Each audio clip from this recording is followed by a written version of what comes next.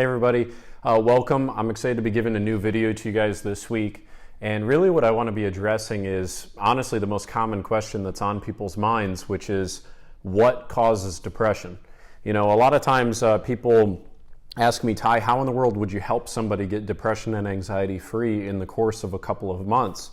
And this is a bit of an imperfect metaphor, but very often I say, well, imagine you were trying to get good at just about anything. Imagine if you were trying to train a new skill. Imagine if you were trying to, maybe get good at a sport and you had no idea how to do it, and right now you were failing in that area. Well, there'd probably be about 8 to 10 fundamentals that you would need to pay consistent attention to, and that an experienced coach or mentor or guide would need to be able to help walk you through understanding. And once you were able to adequately understand what you were not doing correctly in that area, you'd be able to see very easily how you could generate a different result by taking a different action.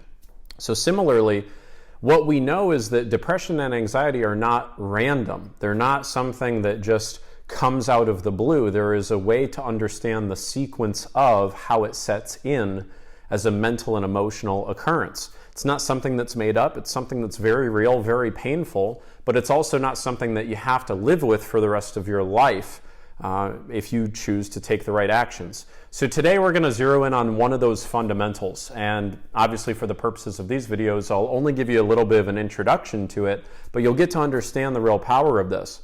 And really what this comes down to is understanding the power of meaning and beliefs.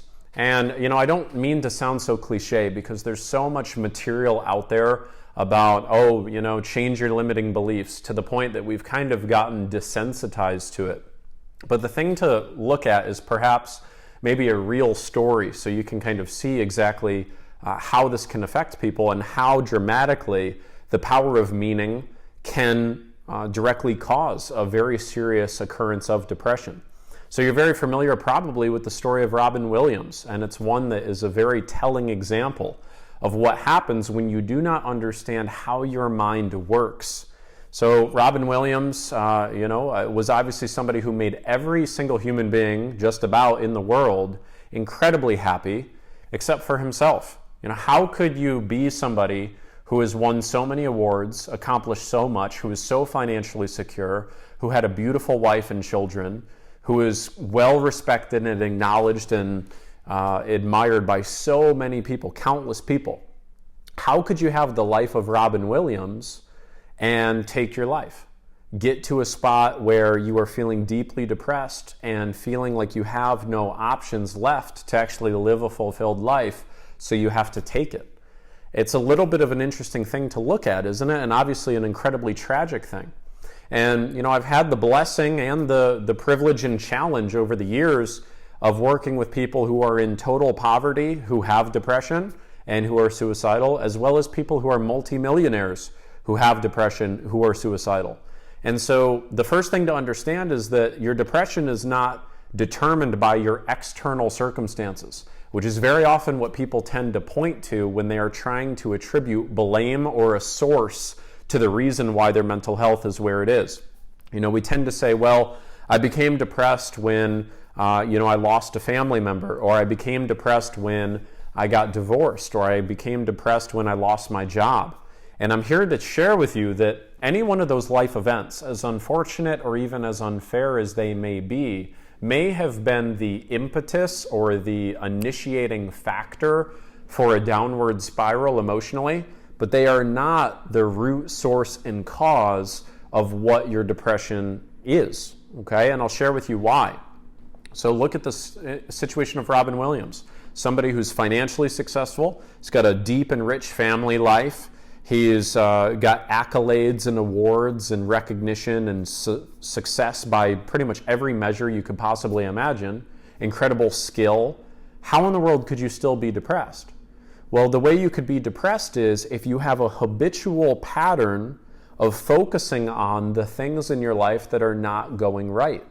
And this is one of the single commonality threads that almost every single person who is experiencing depression has. This is also why very often going through the traditional routes of therapy and medication is not very helpful.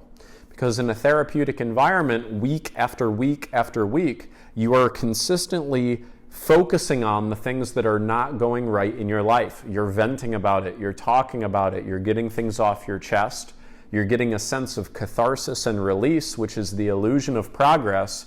But by continuously training your brain to focus on everything that you imagine is going wrong in your life, that is what you feel. That is what your nervous system responds to as being real.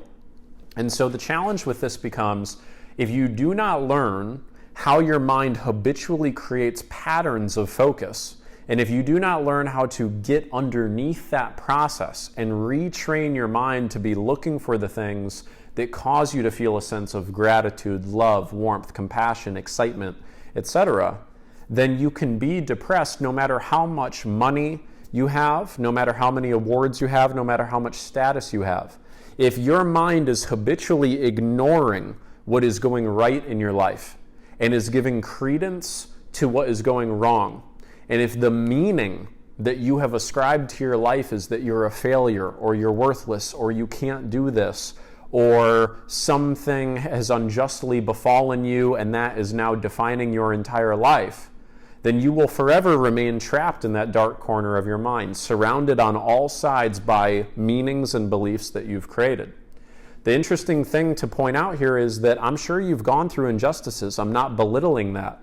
I have sincere respect for your resilience, and the fact that you're here looking for solutions tells me that you're an incredibly resilient soul. So please don't mistake me in saying that we should just forget about the experiences that have happened to you that have been unfair. But what I mean to challenge you to understand is this. You are not always in control of what happens to you. That's obvious. But you are always in control of what you make it mean. I have, on the one hand, been able to work with people who have millions of dollars who are depressed, as well as people who can't rub two nickels together who are depressed. But the inverse is also true, meaning that I have worked with plenty of poor people who end up becoming incredibly rich emotionally because they have ascribed a meaning to their circumstances that finally empowers them. They are no longer allowing their mind to ascribe meanings to their situation that by default are disempowering and limit the amount of choices that they have in their life. But rather, they have decided to take conscious control of the meaning that they ascribe to their situations.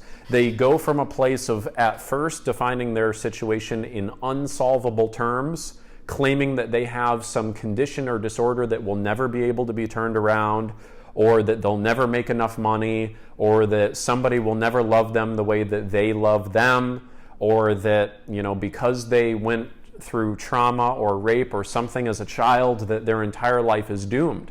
If that is the implicit or explicit meaning that you ascribe to your circumstances, you are in a prison of your own creation.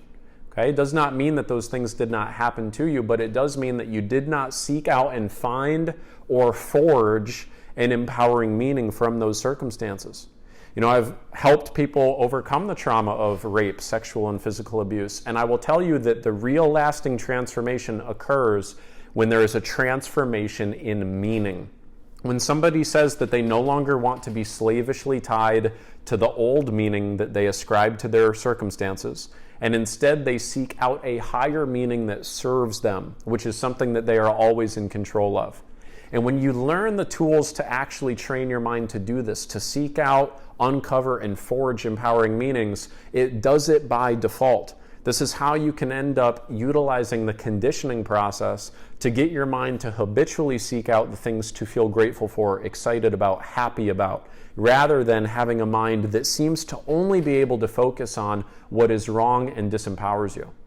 So I've given you a little bit of a mouthful today, and I apologize for that, but my goal always is not to stick to some script, but to really just serve you from the heart.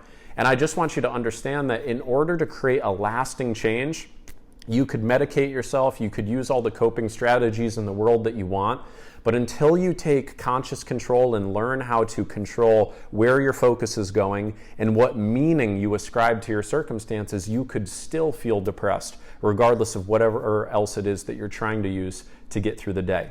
So as always, there's an invitation available to you at any time if you would like to reach out and get some additional one-on-one support. Just go ahead and comment the word support below, and myself or a team member are happy to reach out and see if or how we could possibly serve you to really overcome this. In the meantime, I look forward to the next time I get to speak to you, and I hope you have a blessed day. Take care.